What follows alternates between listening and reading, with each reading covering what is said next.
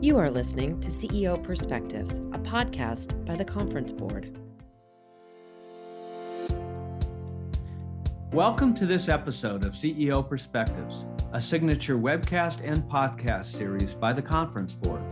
CEO Perspectives are conversations that take an objective, nonpartisan look at a range of timely topics.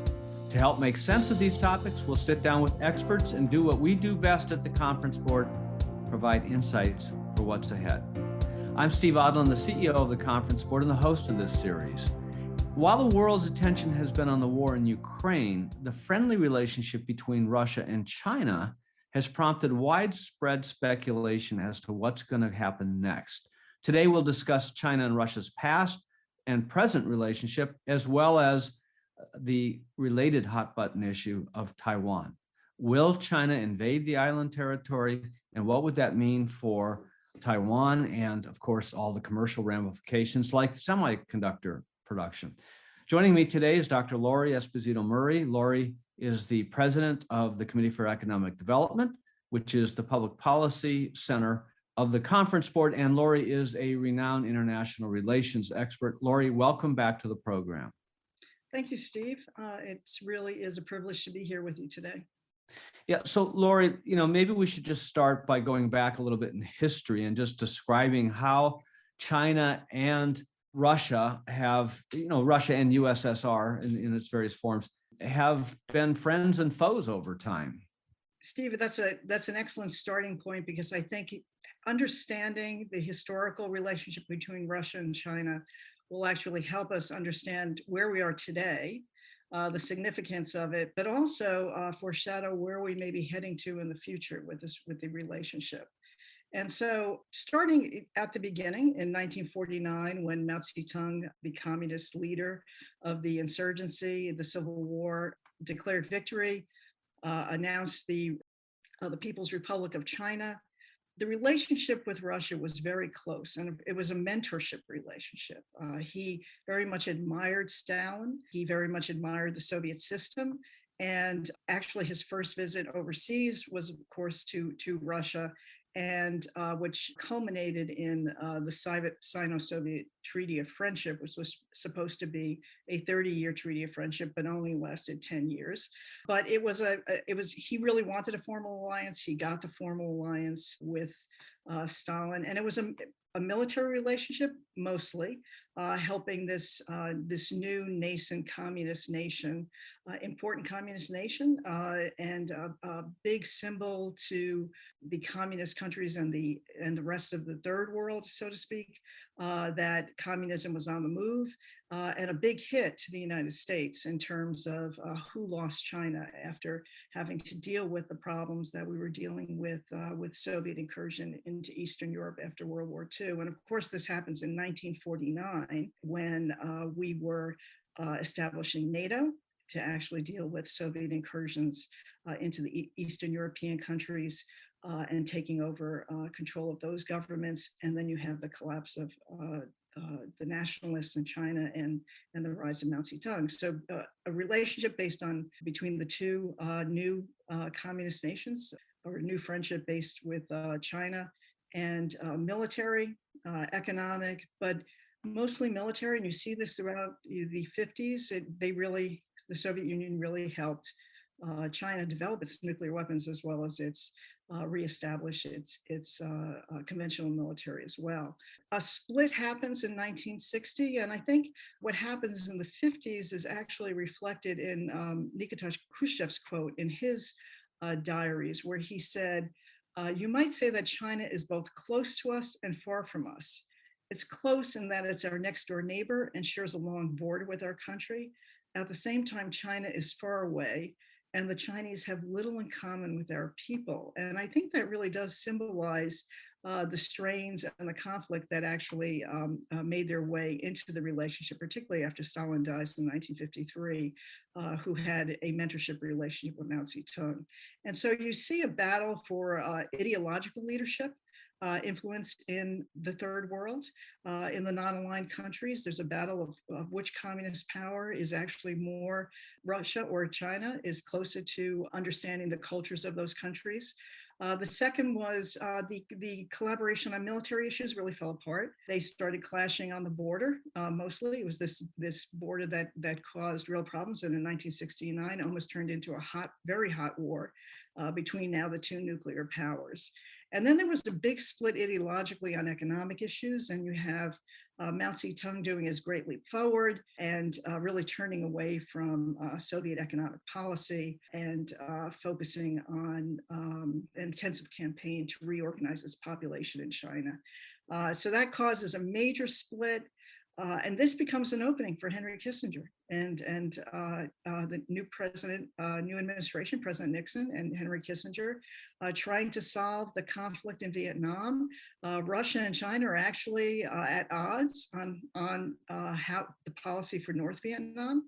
And Kissinger moves in and actually realizes the only way the U.S. is going to get out of Vietnam, and also looking at a new world order going forward, is to reestablish a relationship with China. And so after years of isolation, we actually have an opening to China during the Kissinger administration. And that actually served to divide even further Russia and China from each other as they both tried to establish their own relationships with the US in this triangular period of relationships. And then basically what you see happen with Gorbachev is a new effort to realign China and Russia together as the Soviet Union is going through this major reform period. And it took years, several years, but it culminates in his summit with Deng Xiaoping, which actually opens this new area of slowly building better relations with then, as they're not totally focused on each other because China's dealing with Tiananmen Square, the Soviet Union is collapsing, but relations gradually improve with the new democratic Russia. And the major turning point, though, is 2014. And in 2014, after Putin annexes Crimea, after Russia annexes Crimea, China really moves in and establishes a much closer trading relationship, economic relationship, and political relationship, and friendship between Putin and Xi. Yeah, and so it sounds like the post-World War II era could be described as the enemy of my enemy is my friend. I mean, coming out of World War II, where Russia was faced with Germany and China was faced with Japan, who in turn were allies with each other, they kind of came together, and then the ideology, of course, made them come together. But the world history didn't start in 1949, and so you have to go back a long time as Chinese leaders keep reminding the West, thousands and thousands of years and empires, and the Chinese, they live in the same neighborhood. They've been next door neighbors for a long time, but the Chinese society and economic and military domination going back millennia were far in advance of the Russians or anyone in that region, and they kind of cling to that ancient view that the Chinese state really should be number one, and that you've reminded us before that kind of overrides and provides a backdrop to the current history. Right, and I think when I was saying that to understand where this may be going is that the relationship between Stalin and Mao was one of Stalin being the mentor, and the Soviet Union being the established communist power and a real power. Because that was 1949. You're talking about 1918 when the revolution happened. So you're at the nascent peace part of the revolution in China, but that switches, and that's what's switched now. Now China is the major economy in the world, and Russia is the 11th economy in the world, very much dependent on one sector, the energy sector, for its economic prowess. And what you see is right now there is a strategic alignment it is in terms of really changing the world order, and particularly, as you said, the enemy of my enemy is my enemy. The U.S. is the enemy here, U.S. global power, realigning the world order.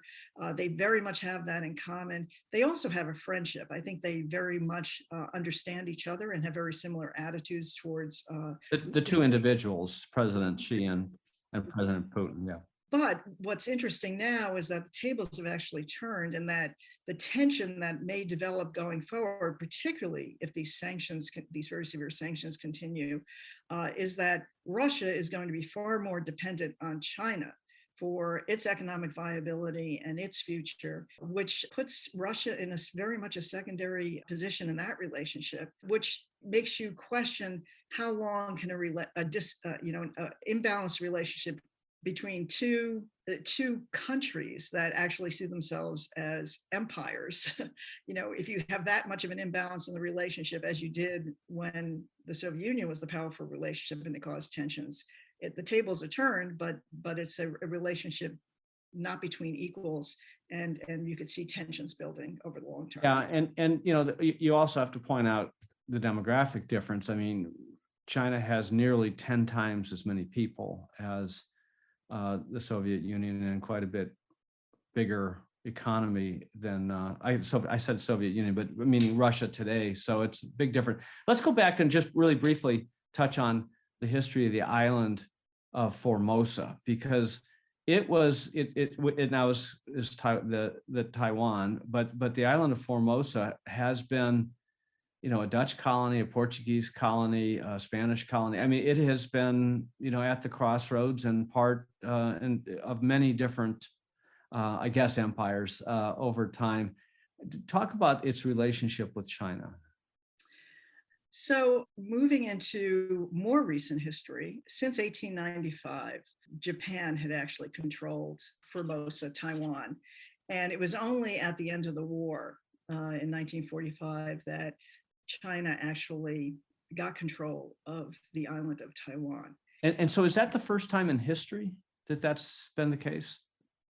For the most part, yes. Yeah, I think there were some periods in the 1700s, but this is an important point, because China keeps saying that they have an ancient right to Taiwan, but in fact, history doesn't support that, does it? Right. There was a period during the Qing dynasty, but for the most part, this has not been an island that has historically been a part of China. And what's fascinating is that, again, back to the Civil War and Chiang Kai-shek and the Nationalist Party, when Mao Zedong won that civil war, when the communists won that civil war, the nationalist Chinese, the Republic of China, flee to Taiwan, and they flee with 2 million people.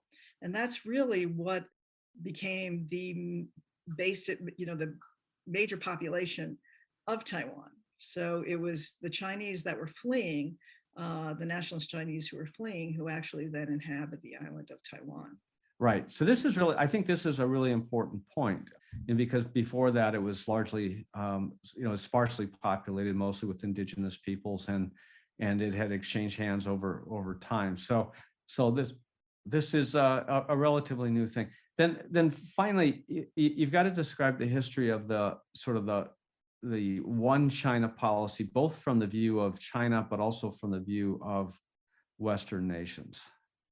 Okay, so the one China policy was a very, very important policy in terms of the opening of Taiwan, opening of China. The Nixon administration coming in, really realigning, very forward thinking, trying to get out of this lockhold of the Cold War relationships, trying to solve geostrategic problems, particularly for us, the Vietnam War, new strategy, have a opening to China. And part of that was the ambiguity over the role of Taiwan, since we had supported since, even during World War II, the Nationalist Party, Chiang Kai-shek in China, and then in Taiwan and that was, we were holding on to Taiwan and the nationalist Chinese actually being, the Republic of China actually being the one China. So how do you get over that stumbling block in terms of your opening of a relationship with the mainland of China?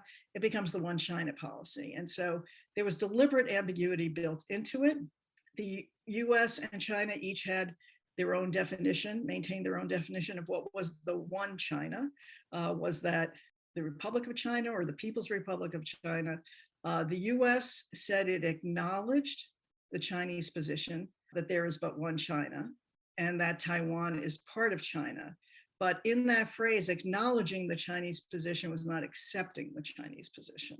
And we maintained the ambiguity that we could interpret the one China policy as being the Republic of China on the island of Taiwan as the one China.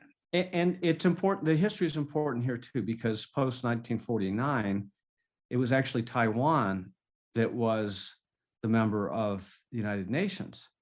And it was following the Nixon administration's reopening of relationships with mainland China, or so-called Red China in those days, that then switched the membership at the UN from Taiwan to mainland China, which is probably been forgotten by a lot of people. But this history is really important.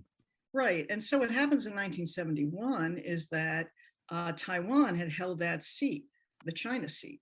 And in 1971, the UN passes a resolution that, with obviously with our agreement, to recognize mainland China as the People's Republic of China as the representative of China, and Taiwan is actually removed from the UN. So it is not a country. It is not a country. It is not a country recognized by the UN. It does have diplomatic relations with about 15 countries. It actually is in a number of regional associations because of its important role in the economy. About 40 of them. The most important, of course, is the WTO and a couple of the Asian organizations. But China, the People's Republic of China, has really worked very hard to make sure that there are costs to any country that wants to have diplomatic relations with Taiwan. But this whole swap is as recent as the 1970s, and China's recognition, and then later they joined mainland China joined the WTO. So all of this is relatively recent, and we have to put that into context. So we talked about the history of the relationship between China and Taiwan, Russia and China, and we're going to take a short break, and then we're going to come back and talk about the recent agreements. Don't go away. We'll be right back.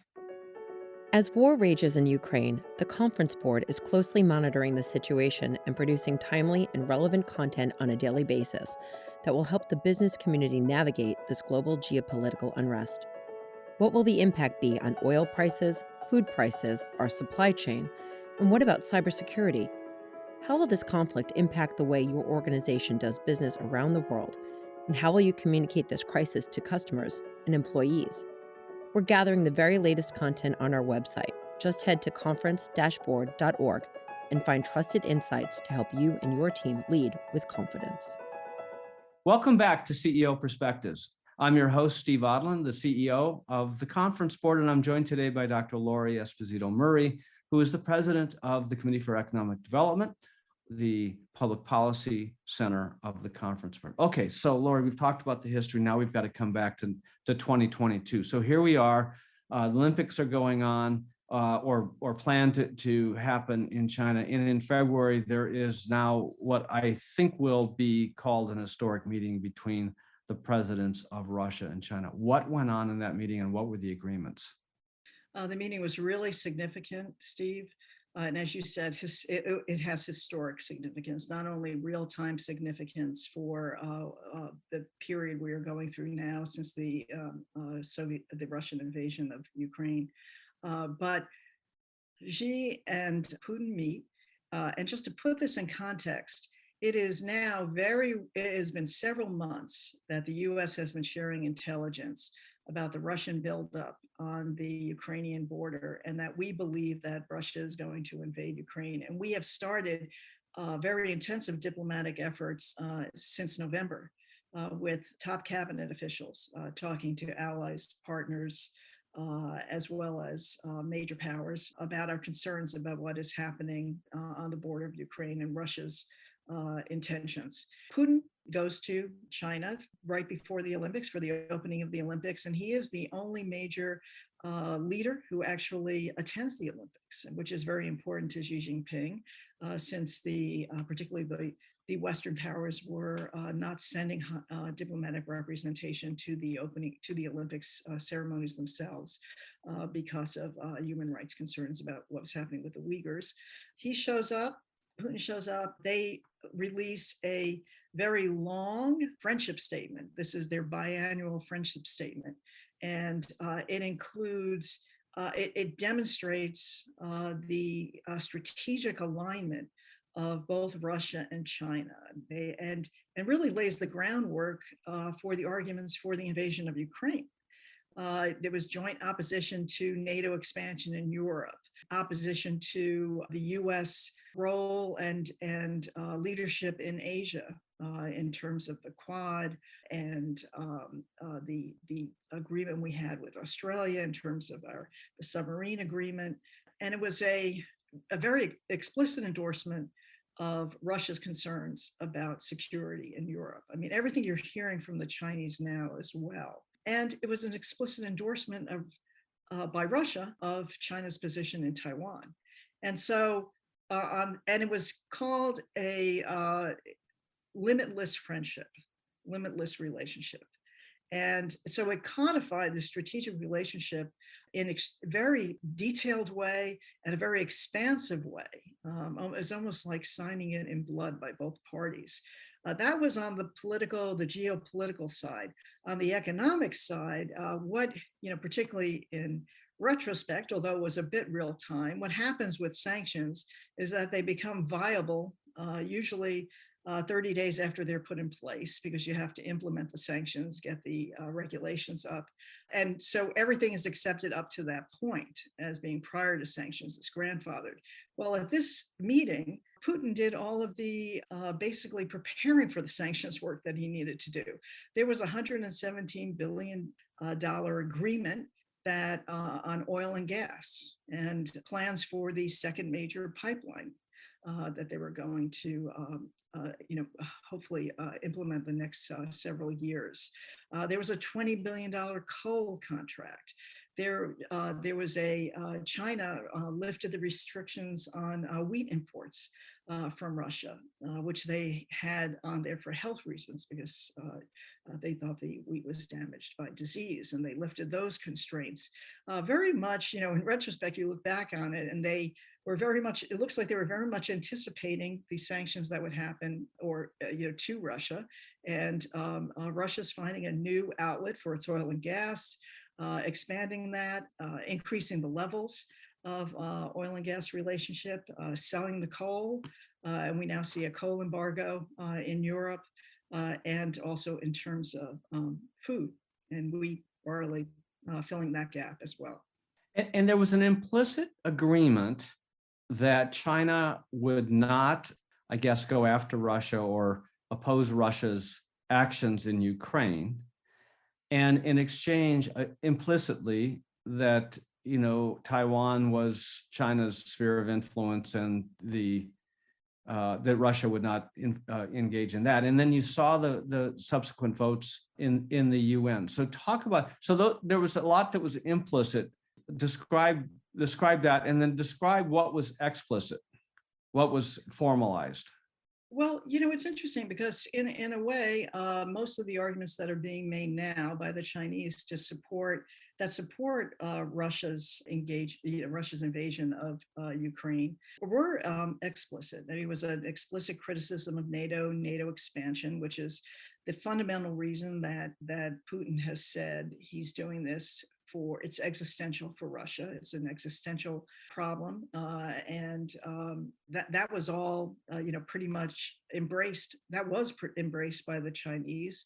China's position on Taiwan was embraced.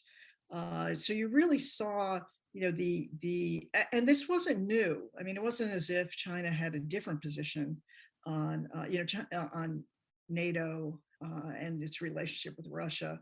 As a matter of fact, China was very much focused on NATO expansion, because in the every decade, NATO renews, updates its strategic objectives, its strategic plan. And NATO has been very transparent that what they were going to look at this meeting that's coming up soon, their next meeting that's coming up soon, to look at this, to actually formalize the strategic objectives, China was at the forefront of that, how to deal with the China threat. And so, NATO was pretty much a problem that was shared by both. It wasn't just a generous concern on the part of the Chinese. So is there an explicit agreement, public or private, that we're aware of, that that Russia will support a China invasion of Taiwan? No, there's not an explicit agreement. There is an explicit agreement of Russia very much embracing China's definition of the one China policy. The one China policy. Okay, so now, Russia had used the NATO, has said he's being surrounded by NATO and so-called NATO aggressiveness to justify going into Ukraine and, the historical relationship.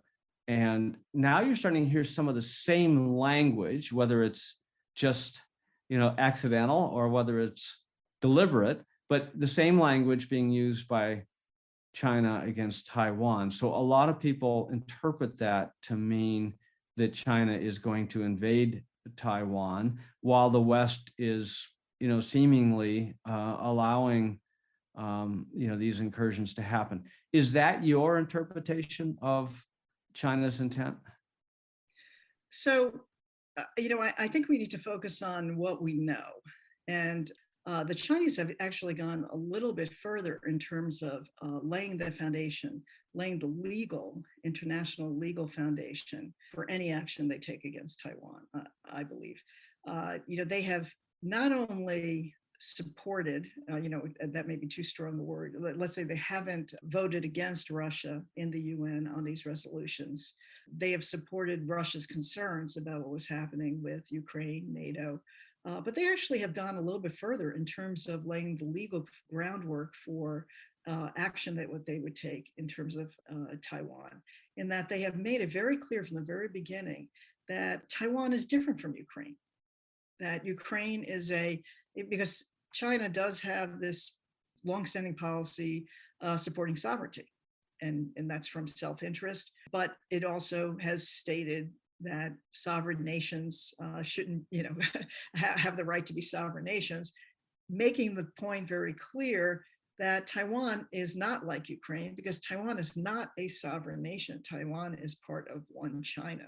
It doesn't have a seat in the UN. It almost opens, they're actually laying a legal case for action that they might consider in Taiwan, whether that's by force or other means in terms of incorporating Taiwan more directly into China. So will China take over Taiwan, either militarily or otherwise? I think over time, without putting a timeline on it, the answer is yes. That is the strategic goal of China, incorporating Taiwan, one China, and eventually resolving this issue. This is a strategic goal. And, Xi Jinping has been very transparent in this, in the fact that this is the objective of China. And he just said in November of 2021 in his meeting with President Biden that China had patience and it would strive for the peaceful reunification of Taiwan, but then cautioned that if the separatist forces in Taiwan provoke China and what he called was force our hands or even cross the red line, we'd be compelled to take resolute measures. He didn't explain what the Chinese red line was, but he laid out a scenario that we will strive for peaceful. He's always talked about reunification. He says that their goal is peaceful reunification. So he's never said that reunification is not his goal. They're very clear that reunification is the goal. He said they have the patience to do it peacefully, but if pressed by the Taiwan independence and separatist efforts, they might be compelled to take what he called resolute measures. Right, and so if Taiwan did it peacefully and wanted to join up and become officially part of China, they would do it. Except Taiwan has said not only no, thank you, but No, absolutely not. We're not going to do it. And so then the question is, well, how patient will they be for how long? One of the major pieces of trade or commercial concern with Taiwan, of course, is semiconductor production. Most of the world's semiconductors are made in Taiwan, and about 90% of the most advanced semiconductors are made in Taiwan. So if there was a Chinese takeover, peaceful or otherwise, the world's semiconductor supply would be threatened, and it takes many years to build one of these plants, and tens of billions of dollars. I mean, this is not something you can just easily move. So the West and the rest of the world is at risk here as a result of this, right? Definitely, it is a definite vulnerability to the global economy. Taiwan is the major producer not only of semiconductors, but of advanced semiconductors. And I believe about 90% of the advanced semiconductors come out of Taiwan. And so absolutely critical to the business community, the global business community, absolutely critical to the US. And, will have a major, major impact on the global economy. What's interesting about this is Taiwan has basically seen the semiconductor industry as their defense, that it's so important that it would to the Chinese as well, that as I said, globally, that it's such an important industry that's what really would provide defense for them. That's a protecting defensive measure, that they would not be invaded because of this. And I actually think the dynamic has shifted with the sanctions, and the against Russia, well, and also against China with Huawei. But we've seen the foreign direct product rule that President Trump used against Huawei actually stopped any technology that had U.S. sourced components to it from being used, being used by Huawei. And it actually caused the collapse of Huawei almost immediately. That same foreign direct product rule is part of the Russia sanctions. And it's one of the most important sanctions in there because it did have such a debilitating effect on Huawei. And I think for Russia looking at that and China knowing that, semiconductors are absolutely critical. China is not producing yet the advanced semiconductors. They announced a 14-year plan, for their 14th five-year plan about a year ago, where semiconductors are one of the key technologies that they're focusing on to produce, but they can't, and particularly advanced semiconductors, but they can't do that right now. There's a couple of years out. And so if you are being cut off from these semiconductors, in terms of trade, all of a sudden, I think that puts a more of a focus on the need to reunify, to use China's language, with Taiwan and incorporate Taiwan into China. Yeah, so that's the rationale from a China standpoint, and that's why you think there's better than even odds that there will be some sort of action here. And it also says on the flip side that the rest of the globe's companies and who are reliant on all these semiconductors should really be considering other options and diversifying their supply chain, which is not a cheap or a quick thing to do, but it would seem before they find themselves with a black swan situation, they should begin to deal with that. Right. And, what's really important, I was saying, what do we know? We know that reunification is a strategic goal that Xi Jinping has personally identified his leadership with. I mean, it's been the strategic goal of China, but he is personally identified with it. He's got a national congress coming up where he wants to get elected for his third or for life term, breaking out of the 2-term limits. Everything, I think, is focused on that. I think that's going to be the consideration in terms of what he does and how he does it and what's needed. And so far, he's not having a very good year with the zero COVID policy, with the having an impact even further on China's growth. They're going to have the lowest growth year projection and not even sure if they could do that. I think it's about a little bit over 5% for growth. Very low projection for China, but so it's bad to begin with, and whether they can even make that is an issue. He's looking towards the National Congress. So where does Taiwan fit into this? They are, they have to balance, and he's going to be very careful about what he does, particularly over this year. It's an election year for him.